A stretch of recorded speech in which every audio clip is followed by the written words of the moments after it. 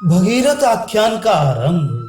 श्री वशिष्ठ जी कहते हैं, रघुनंदन देह यात्रार्थ प्रारब्धवश प्राप्त हुए अर्थ से संतुष्ट रहने वाले प्रयत्नशील पुरुष के दुस्साध्य अर्थ भी भगीरथ राजा की तरह सिद्ध हो जाते हैं। जिसका पूर्ण रूप से मन शांत हो गया है, जिसकी वृत्तियां पर्याप्त रूप से तृप्त हो गई हैं, जिसके आनंद घन स्वरूप सम ब्रह्म में निरंतर निष्ठा है, उस महापुरुष के दुर्लभतर अभीष्ट कार्य भी उसी प्रकार सिद्ध हो जाते हैं।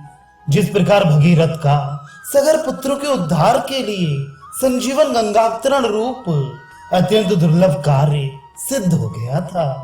श्री रामचंद्र जी ने पूछा, प्रभु, राजा भगीरथ के चित्त कौशल से गंगा अवतरण रूप दुस्साध्य कार्य किस रीत से सिद्ध हुआ था, वह मुझसे कहिए। श्री वशिष्ठ जी ने कहा, श्री राम, समुद्रों से युक्त पृथ्वी का एक अत्यंत धार्मिक भगीरथ नाम का राजा हो चुका है। वह राजमंडल में सबसे श्रेष्ठ था। चंद्रमा की तरह प्रसन्न मुख एवं चिंतामणि के सदृश अभीष्ट अर्थों को देने वाले इस राजा से याचकगण अपने संकल्प के अनुसार ही अभीष्ट अर्थ प्राप्त करते थे। वे श्रेष्ठ पुरुषों की रक्षा के लिए निरंतर धन देता था, न्याय से प्राप्त तृण भी ले लेता था। वे याचकों की अभीष्ट सिद्धि के लिए चिंतामणि के सदृश था। मृदु और शीतल स्पर्श वाला वे ब्रह्म तत्व ज्ञानियों की सन्निधि में उनके चित्त को आह्लादित करता हुआ उसी प्रकार द्रवीभूत हो जाता था। जिस प्रकार चंद्रमा की सन्निधि में चंद्रकांत मणि उसने अगस्त्य मुनि द्वारा शोषित सागर को गंगा के प्रवाह से उसी तरह पूरा कर दिया, जिस तरह याचकों के समूह को धन से पूरा किया था।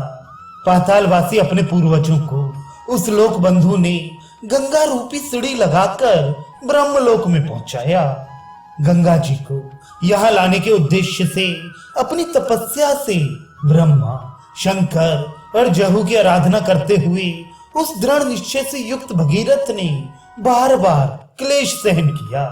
श्री राम, इस लोक यात्रा का खूब विचार करते हुए उस राजा को युवावस्था में ही तीव्र वैराग्य की विलक्षणता से विवेक युक्त विचार उत्पन्न हुआ।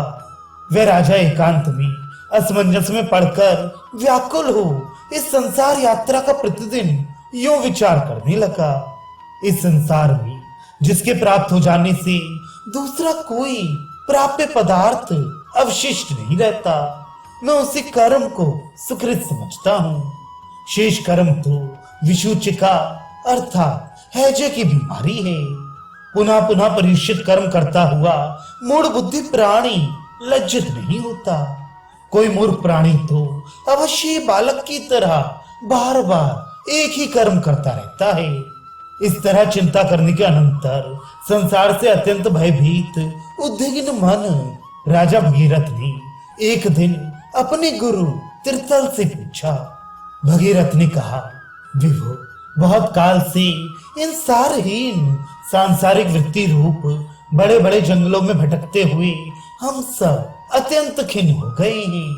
भगवान, संसार में फंसाने वाले जरा मरण मोह आदि रूप सब दुखों का अंत कैसे होता है? तीर्थल बोले, निष्पाप राजन, चिरकाल से अभ्यस्त अंतःकरण की समता से उत्पन्न निर्विशेष, अखंड और व्यापक ज्ञेय परमात्मा के ज्ञान से सब दुख नष्ट हो जाते हैं। सारी ग्रंथियां सब ओर से टूट जाती हैं। सारे संशय तथा कर्म शांत हो जाते हैं। राजन, तत्व ज्ञानियों ने शुद्ध ज्ञान स्वरूप परमात्मा को ही ज्ञेय बतलाया है, और वह परमात्मा सर्वज्ञानी तथा नित्य है। वे उत्पत्ति विनाश से रहित है। भगीरथ ने कहा, मुनीश्वर, यह तो मैं अच्छी तरह जानता हूँ कि चिन्मय, निर्गुण, शांत, निर्मल और अच्युत परमात्मा है, तथा देह आदि अन्य कुछ भी नहीं है, कल्पना मात्र है। किंतु भगवान, ये स्वरूप परमात्मा के स्वरूप में मेरी अचल स्थिति समाधि नहीं हो रही है। इसमें क्या कारण है? मैं किस उपाय से उसे प्राप्त करूं? त्रितल बोले, हृदयाकाश में यह चित्त जब ज्ञान के द्वारा ज्ञेय स्वरूप परमात्मा में स्थिर हो जाता है, तब यह जीव सर्वात्म रूप परमात्मा को प्राप्त होकर पुनः संसार में उत्पन्न नहीं होता। पुत्र, स्त्री, घर और धन आदि में आसक्ति का अभाव, ममता का ना होना तथा प्रिय और अप्रिय की प्राप्ति में सदा ही चित्त का सम रहना, अनन्य योग से आत्मा ही ब्रह्म है। ब्रह्म के सिवा दूसरा कोई पदार्थ है ही नहीं। सब प्रकार की अभेद भावना से निरंतर आत्मा में ब्रह्म भावना, एकांत और शुद्ध देश में रहने का स्वभाव और विषयासक्त मनुष्य के समुदाय में प्रेम का ना होना, अध्यात्म ज्ञान में नित्य स्थिति और तत्व ज्ञान की अर्थ रूप परमात्मा को ही देखना, ये सब ज्ञान है। और जो इससे विपरीत है वह ज्ञान है, ऐसा कहा गया है। राजन, अहम भाव की शांति हो जाने पर राग द्वेष का विनाश कर देने वाला तथा जन्म मरण रूप संसार व्याधि की औषध परमात्मा का यथार्थ ज्ञान हो जाता है। भगीरथ ने कहा, महाभाग, पर्वत में दीर्घ काल से सुदृढ़ हुए वृक्ष की तरह अपने शरीर में दीर्घ काल से सुदृढ़ हुए अहम भाव का मैं कैसे त्याग करूं? त्रितल बोले, राजन, पौरुष प्रयत्न से विषय भोगों की भावना का त्याग कर फिर परमात्मा की सत्ता का अनुभव करने से अहंकार का विनाश हो जाता है। जब तक संपूर्ण पदार्थों का सर्वथा त्याग नहीं किया जाता, तब तक यह अहंकार बना रहता है। यदि विवेक पूर्वक विचार बुद्धि से सबका परित्याग करके तुम निश्चल होकर स्थित हो जाओ, तो अहंकार का अभाव होकर तुम परम पद स्वरूप परमात्मा को प्राप्त हो जाओगे।